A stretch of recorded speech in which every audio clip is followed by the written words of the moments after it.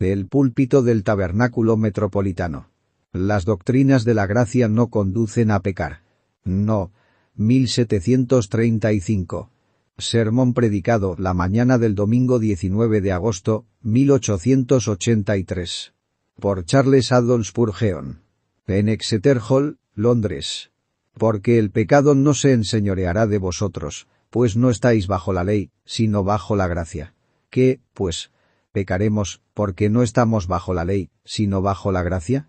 En ninguna manera. Romanos 6:14,15. Sermones. El domingo pasado por la mañana intenté demostrar que la sustancia y esencia del verdadero evangelio es la doctrina de la gracia de Dios, que, de hecho, si quitaran la gracia de Dios del evangelio, le habrían suprimido la propia sangre de vida, y no quedaría en él nada digno de ser predicado, de creerse o por lo cual luchar. La gracia es el alma del evangelio. Sin ella el evangelio está muerto. La gracia es la música del evangelio. Sin ella el evangelio permanece en silencio en relación a todo consuelo. Me he esforzado en explicar también la doctrina de la gracia en términos breves, enseñando que Dios trata con los hombres pecadores sobre la base de pura misericordia. Encontrándolos culpables y condenados, les otorga perdones inmerecidos, sin tomar en cuenta para nada el carácter pasado o las buenas obras que puedan ser vistas por anticipado.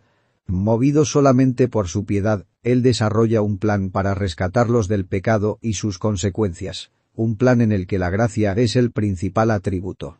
Como un favor inmerecido, Él ha proporcionado, en la muerte de su amado Hijo, una expiación por medio de la cual Él puede conceder su misericordia con justicia.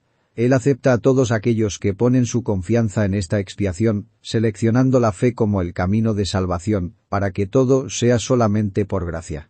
En esto Él actúa por un motivo que se encuentra dentro de Él mismo, y no por ninguna razón encontrada en la conducta del pecador, ya sea pasada, presente o futura.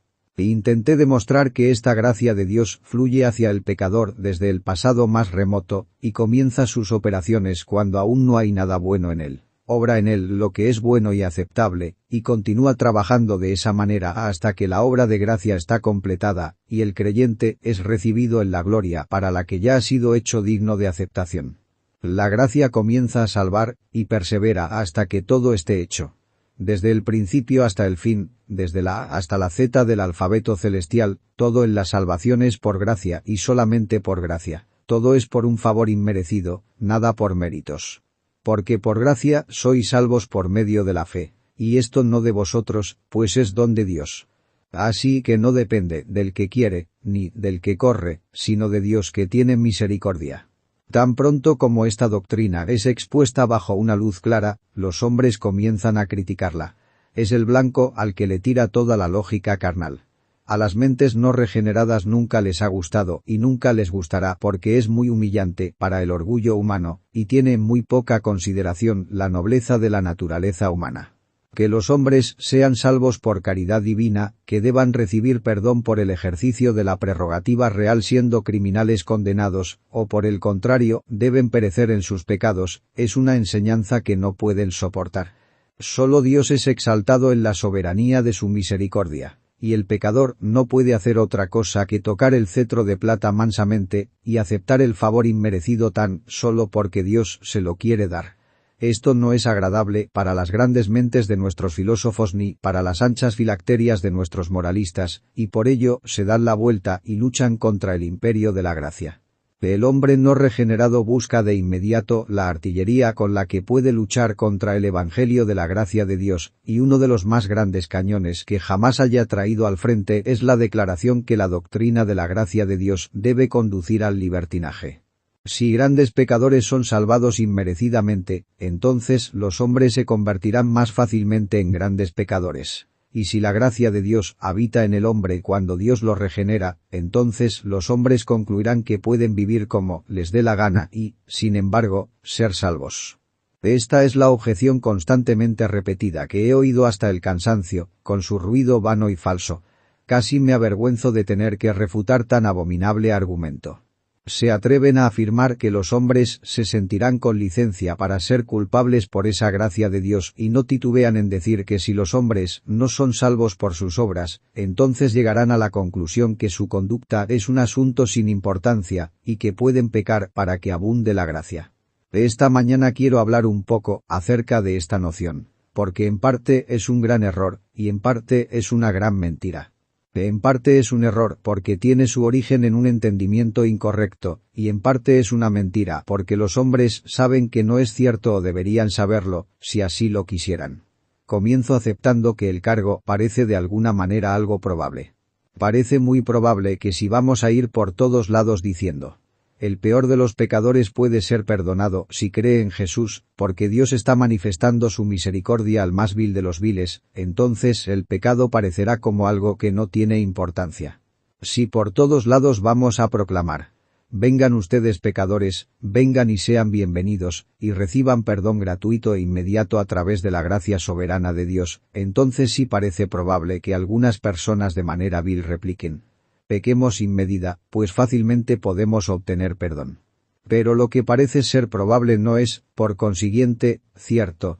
Por el contrario, lo improbable y lo inesperado muy a menudo suceden. En cuestiones de influencia moral nada es más engañoso que la teoría. Los caminos de la mente humana no pueden ser dibujados con un lápiz y un compás. El hombre es un ser muy singular. Aún lo que es lógico no es siempre inevitable, porque las mentes de los hombres no están gobernadas por las reglas de las escuelas. Creo que la conclusión que llevaría a los hombres a pecar porque la gracia reina no es lógica, sino precisamente lo contrario. Y me atrevo a afirmar que, de hecho, los hombres impíos, como regla, no toman como pretexto la gracia de Dios como una excusa para su pecado. Como regla son demasiado indiferentes para preocuparse por cualquier tipo de razones. Y si ofrecen una excusa es usualmente más débil y superficial. Puede haber unos pocos hombres de mentes perversas que hayan usado este argumento, pero no hay un registro de las extravagancias del entendimiento caído. Perspicazmente sospecho que en esos casos en los que tal razonamiento se ha sugerido, fue un mero pretexto, y de ninguna manera una excusa que dejara satisfecha a la propia conciencia del pecador. Si así se disculpan los hombres, es generalmente de una manera velada, porque la mayor parte de ellos estarían completamente avergonzados de plantear ese argumento en términos claros. Me pregunto si el mismo diablo pudiera utilizar tales razonamientos. Dios es misericordioso, por consiguiente seamos más pecadores. Es una conclusión tan diabólica que no me gusta culpar a mis semejantes por eso, aunque nuestros oponentes moralistas no titubean en degradarlos así a ellos. Seguramente, ningún ser inteligente puede persuadirse realmente que la bondad de Dios es una razón para ofenderlo más que nunca. La locura moral produce extraños razonamientos, pero es mi convicción solemne que los hombres muy raramente consideran en la práctica que la gracia de Dios es un motivo para pecar. Lo que parece tan probable a primera vista, deja de serlo cuando llegamos a considerarlo.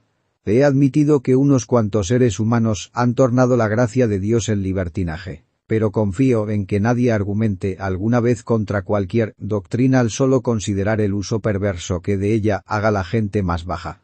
¿Acaso no se puede pervertir cualquier verdad? ¿Hay alguna doctrina de la Escritura que manos sin gracia no hayan torcido convirtiéndola en maldad? ¿No hay una casi infinita inventiva en los hombres malvados para convertir el bien en mal? Si vamos a condenar una verdad por el mal comportamiento de individuos que profesan creerla, nos encontraríamos condenando a nuestro Señor mismo por lo que hizo Judas, y nuestra santa fe moriría en las manos de apóstatas e hipócritas. Actuemos como hombres racionales. No culpamos a las sogas porque algunas criaturas locas se han ahorcado con ellas. Ni pedimos que la cuchillería de Sefiel deba ser destruida porque los utensilios filosos son instrumentos de los asesinos. Puede parecer probable que la doctrina de la gracia inmerecida se convierta en una licencia para pecar, pero una mejor familiaridad con el curioso trabajo de la mente humana corrige esa noción. Caída como está la naturaleza humana, sigue siendo humana, y por consiguiente no toma benévolamente ciertas formas del mal, tales como por ejemplo, la ingratitud.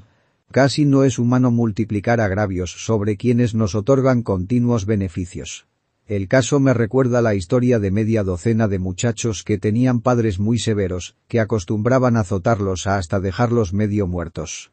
Otro muchacho estaba con ellos el cual era amado tiernamente por sus padres, y se lo demostraban. Estos jóvenes muchachos se reunieron para tener un consejo de guerra para robar un huerto. Todos estaban ansiosos de poner manos a la obra excepto el joven favorecido por sus padres, al que no le gustó la propuesta. Uno de ellos exclamó: «Tú no tienes por qué tener miedo. Si nuestros padres nos atrapan en este trabajo, nos dejarán medio muertos, pero tu padre no pondrá su mano sobre ti». El jovencito respondió: «¿Y piensan ustedes que por ser mi padre bueno conmigo, yo por eso haré algo malo y lo afligiré con mi actitud? No le haré nada de eso a mi padre amado. Es tan bueno conmigo que no quiero contrariarlo». Parecería que el argumento de ese grupo de muchachos no fue avasalladoramente convincente para este compañero. La conclusión opuesta era completamente lógica, y evidentemente llevaba un peso en ella. Si Dios es bueno con quienes no lo merecen, algunos hombres se entregarán al pecado, pero hay otros de un orden más noble a quienes la bondad de Dios los guía al arrepentimiento. Desprecian el argumento bestial que, entre más amoroso es Dios, más rebeldes podemos ser, y sienten que contra un Dios de bondad, rebelarse es algo malo. Por cierto, no puedo evitar observar que he conocido personas que objetan la mala influencia de las doctrinas de la gracia, que no estaban de ninguna manera calificados por su propia moralidad para ser jueces en esta materia. La moral debe estar en muy mala condición, cuando personas inmorales se vuelven sus guardianes. La doctrina de la justificación por la fe es frecuentemente objetada como dañina para la moral. Un periódico hace tiempo citó un verso de uno de nuestros himnos populares. «Tú, fatigado, agobiado, ¿por qué te agotas así? Deja tus obras. Todo fue hecho hace mucho, mucho tiempo. Hasta que no te aferres con simple fe al trabajo de Jesús, las obras son fatales, las obras terminan en la muerte». Esto lo consideraron como un ejemplo de enseñanza dañina.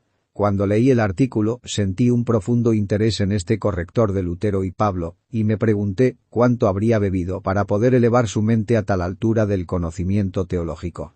He encontrado hombres alegando contra las doctrinas de la gracia bajo la base que no promueven la moralidad y a los cuales con justicia podría haberles replicado: ¿qué tiene la moralidad que hacer contigo, o tú con ella?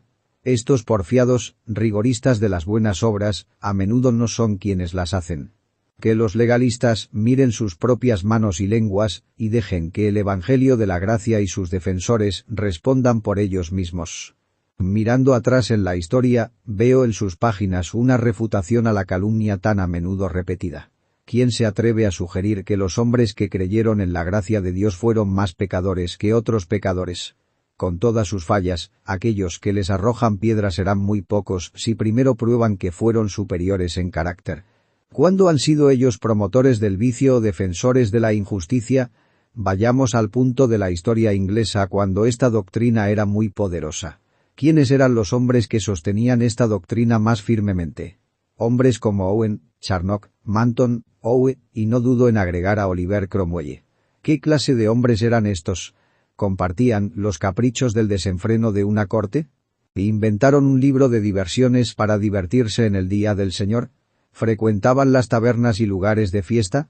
Cualquier historiador les dirá que la falta más grande de estos hombres a los ojos de sus enemigos fue que eran demasiado correctos para la generación en la que vivían, y por eso les llamaron puritanos, y los condenaron porque sostenían una teología sombría.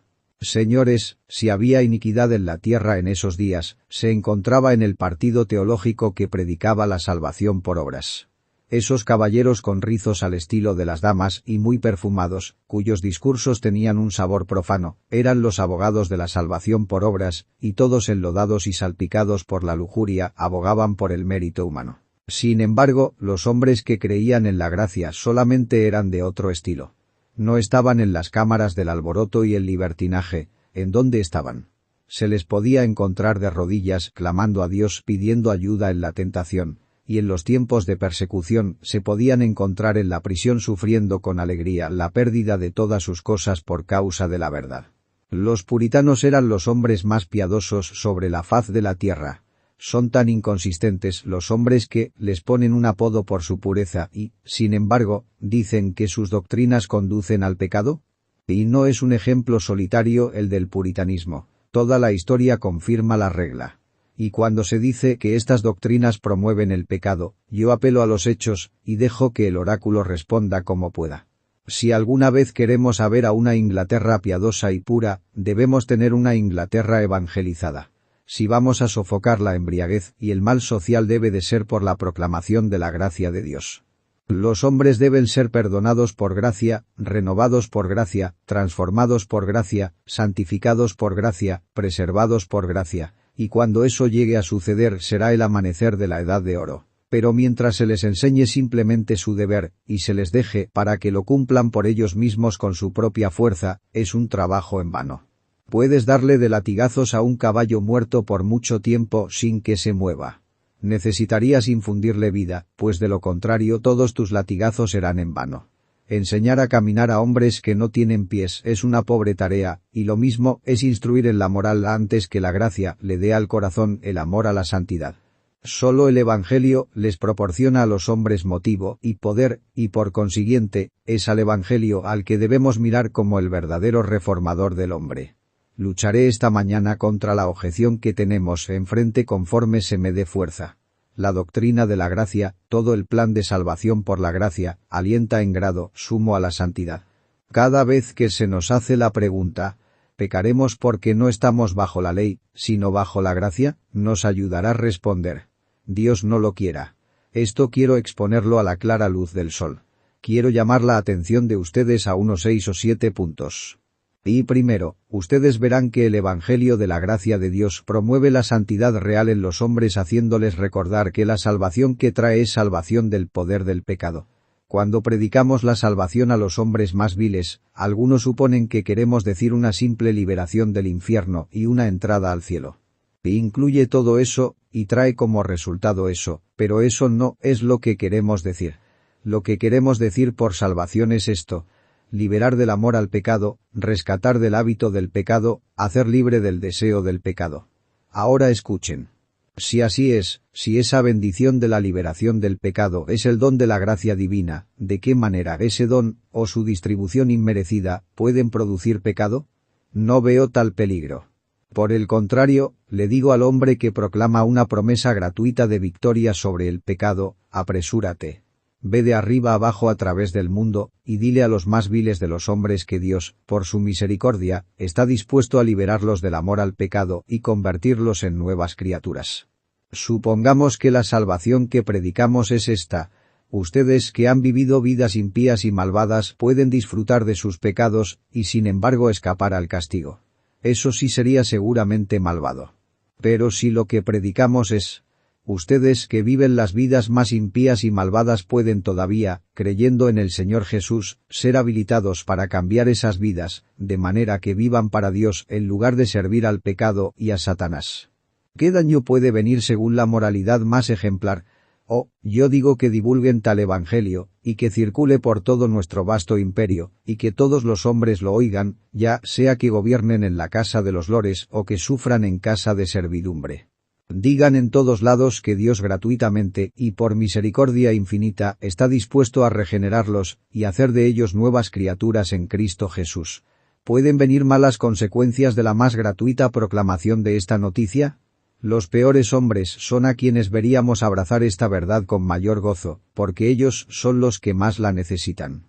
Yo les digo a cada uno de ustedes, quien quiera que sea, cualquiera que sea su condición pasada, Dios te puede renovar de acuerdo al poder de su gracia. Así que, ustedes que son para Él como huesos muertos y secos, pueden ser revividos por su Espíritu. Esa renovación se verá en pensamientos santos, y palabras puras, y actos rectos para la gloria de Dios.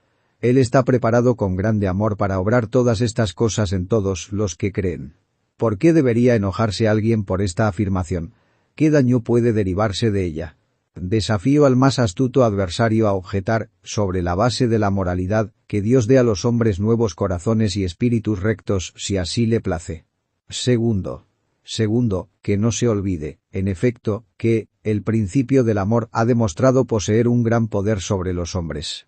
En la infancia de la historia las naciones soñaban que podían frenar el crimen por medio de la severidad y descansaban en fieros castigos, pero la experiencia corrige el error. Nuestros antepasados temían a la falsificación, que es un fraude preocupante, e interfiere con la confianza que debe existir entre las personas. Simplemente hicieron a la falsificación una ofensa de pena capital. ¿Hay cuántos asesinatos fueron cometidos por esa ley? Sin embargo, el uso constante del cadalso nunca fue suficiente para desarraigar el crimen. Muchos delitos han sido creados y multiplicados por su correspondiente castigo que tenía la intención de suprimirlos. Algunos delitos casi han desaparecido cuando la pena contra ellos ha sido aligerada. Es un hecho notable en lo que respecta al ser humano, que si se le prohíbe hacer alguna cosa, inmediatamente suspira por hacerla, aunque nunca antes haya pensado en hacerla. La ley ordena la obediencia, pero no la promueve. A menudo crea desobediencia, y se ha sabido que un castigo excesivo provoca el delito. La ley falla, pero el amor gana. El amor en cualquier caso hace que el pecado sea vergonzoso. Si alguno roba a otro, eso es suficientemente malo. Pero supongamos que un hombre roba a su amigo, que lo ha ayudado a menudo cuando ha tenido necesidad.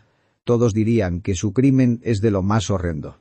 El amor marca al pecado en la frente con un hierro al rojo vivo.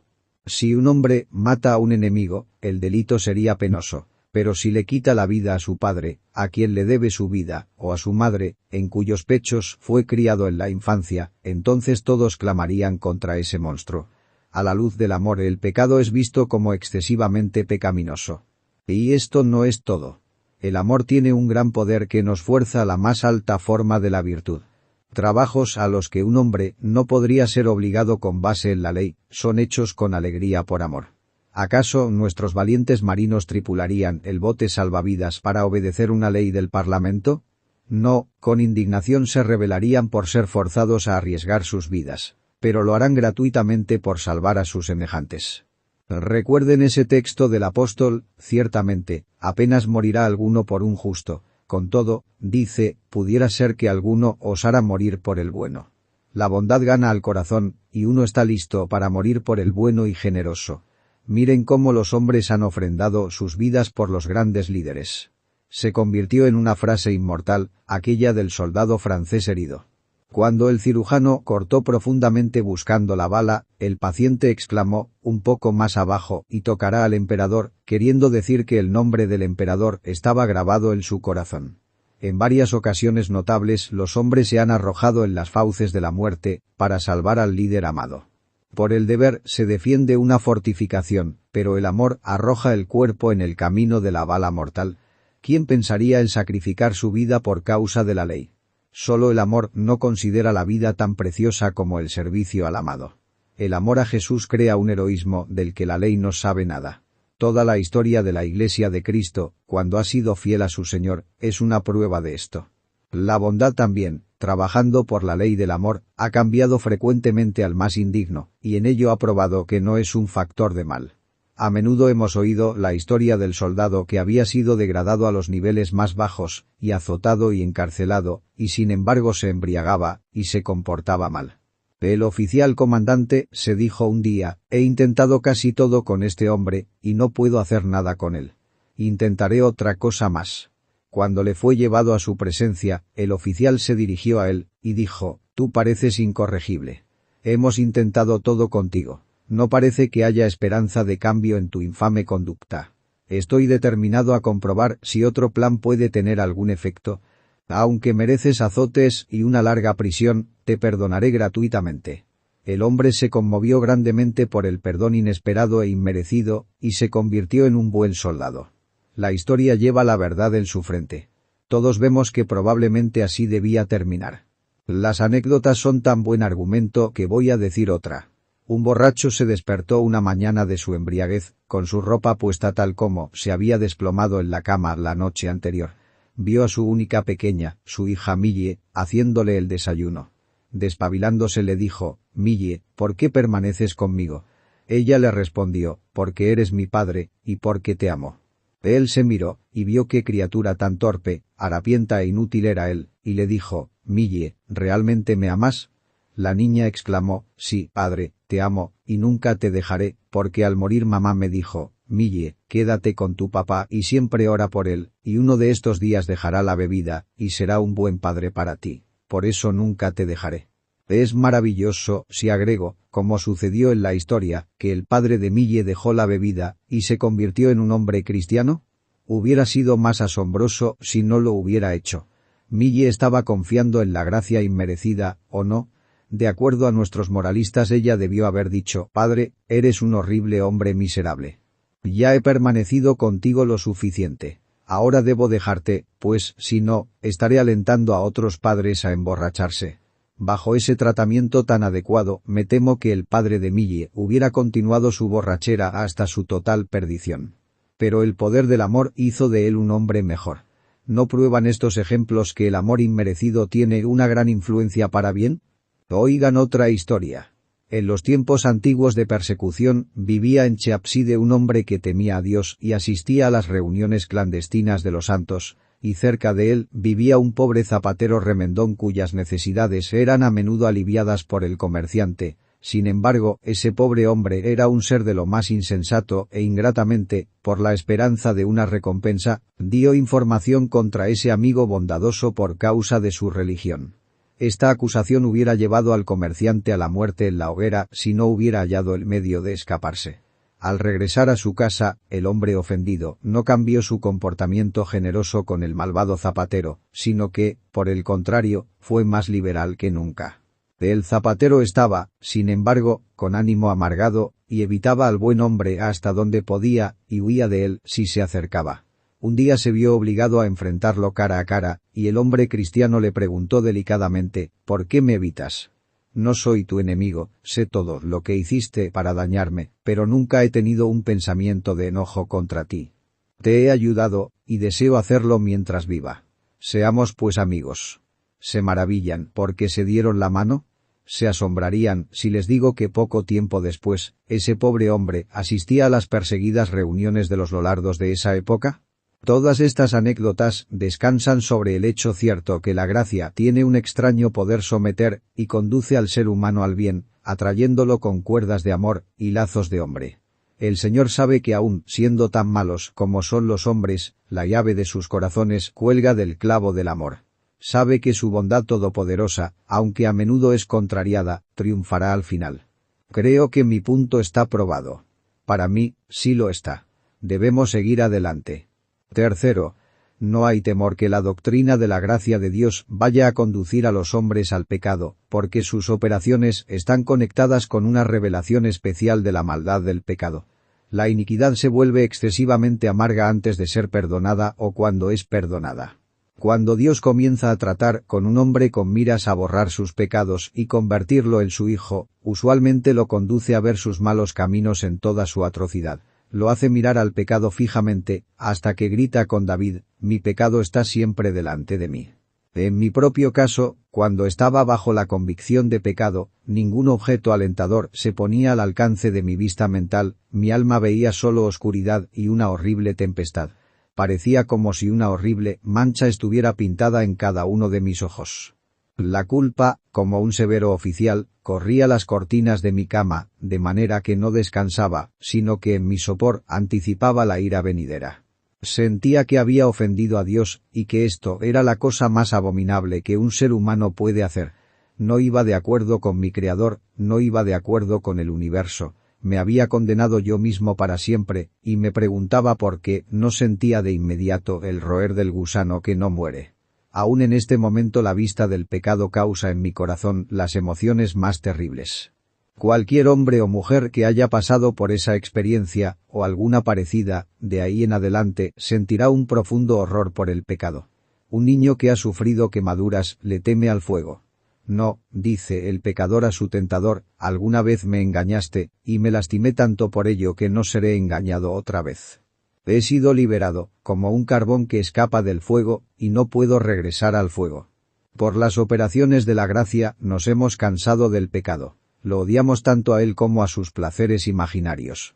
Quisiéramos exterminarlo totalmente del suelo de nuestra naturaleza.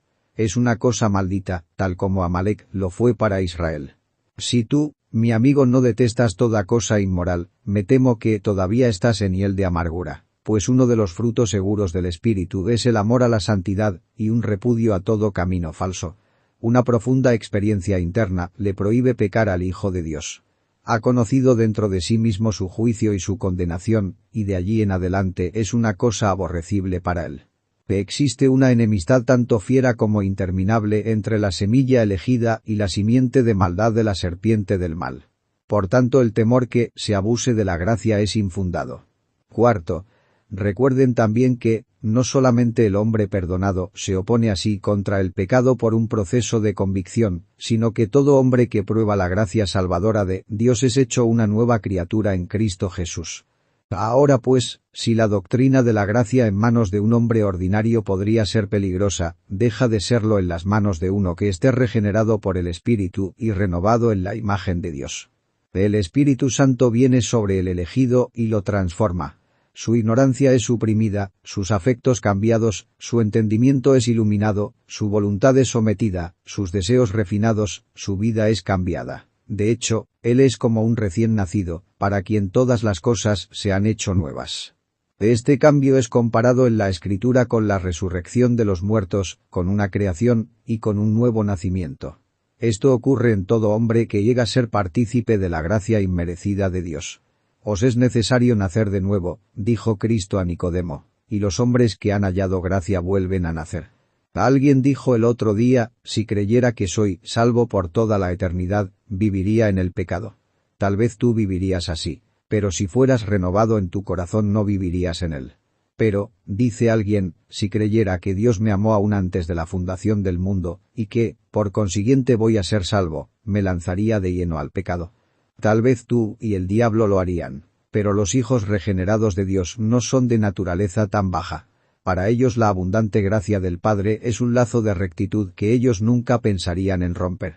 Ellos sienten las dulces restricciones de la sagrada gratitud y desean perfeccionar la santidad en el temor del Señor. Todos los seres viven de acuerdo a su naturaleza, y el hombre regenerado ejercita los santos instintos de su mente renovada. Clamando por la santidad, combatiendo en contra del pecado, esforzándose para ser puro en todas las cosas, el hombre regenerado pone toda su fuerza hacia lo que es puro y perfecto. Un corazón nuevo hace toda la diferencia.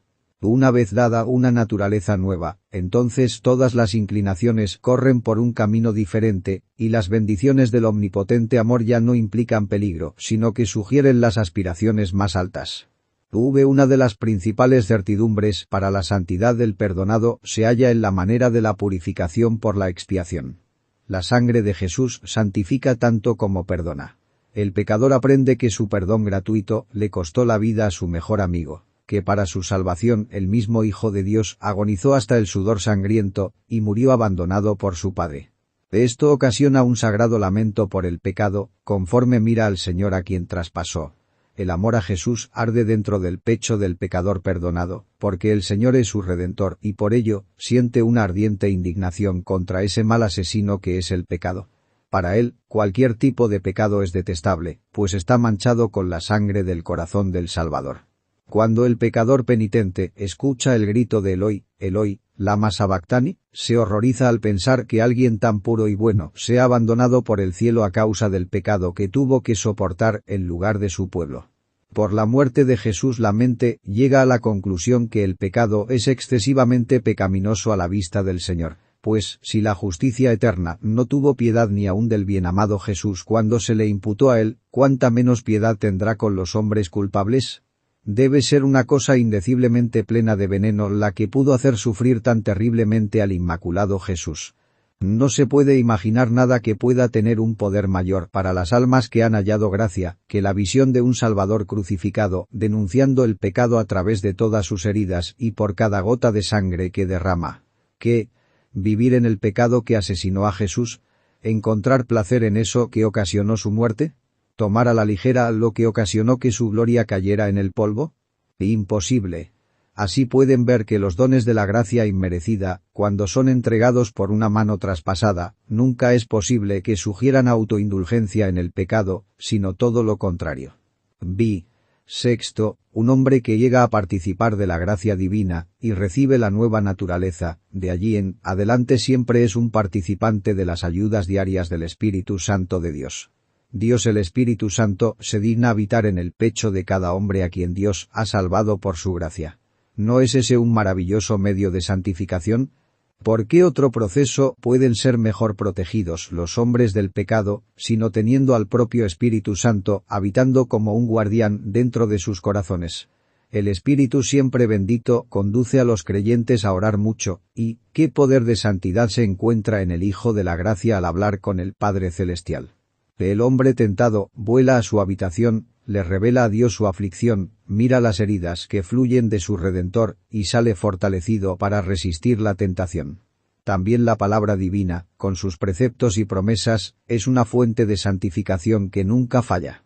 Si no fuera porque todos los días nos sumergimos en la sagrada fuente del poder eterno, pronto estaríamos débiles e irresolutos. Pero la comunión con Dios nos renueva para nuestra vigorosa ofensiva contra el pecado.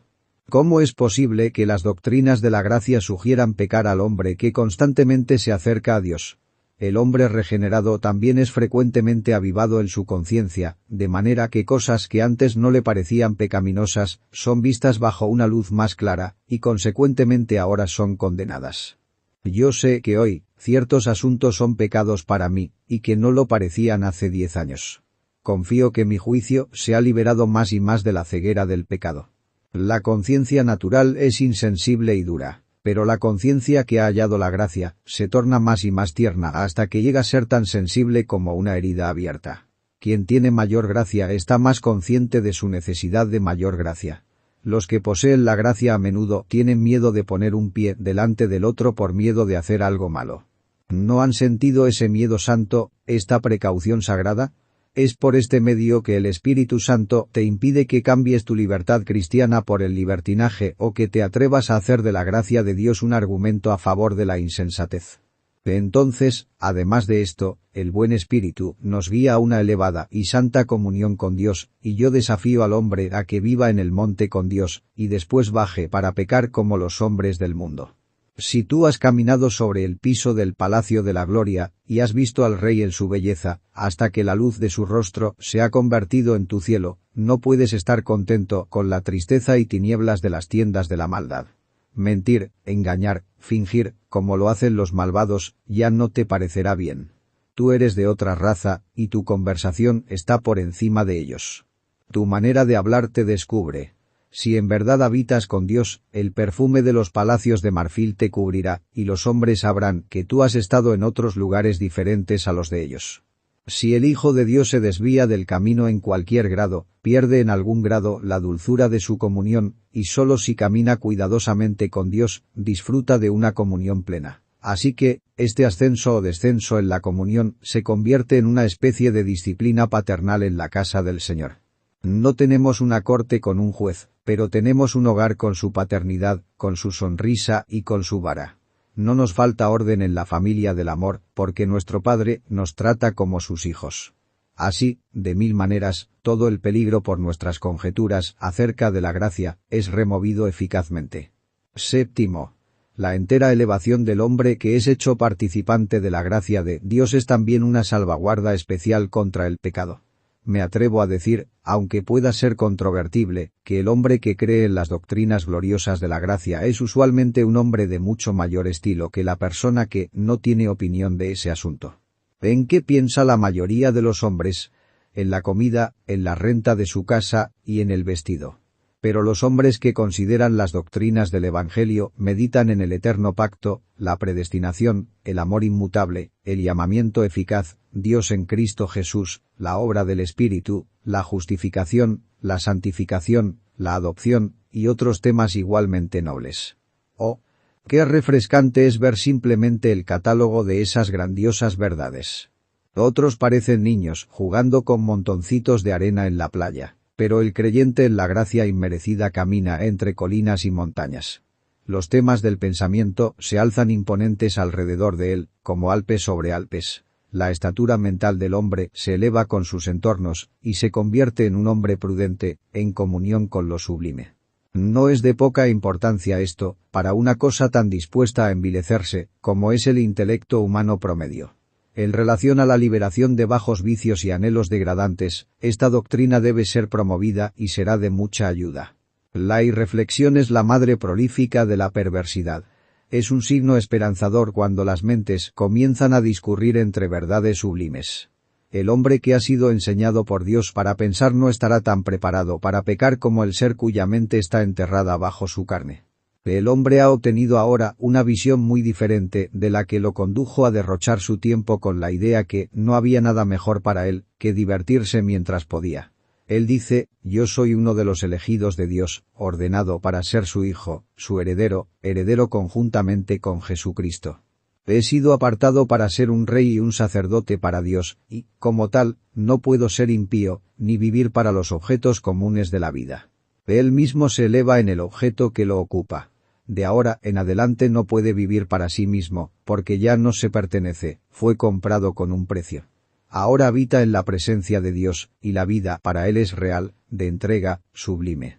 No se preocupa en juntar a duras penas el oro con el rastrillo de estiércol del codicioso, porque es inmortal y debe necesariamente buscar ganancias eternas.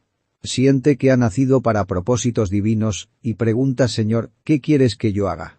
Siente que Dios lo ha amado para que su amor pueda fluir también hacia otros.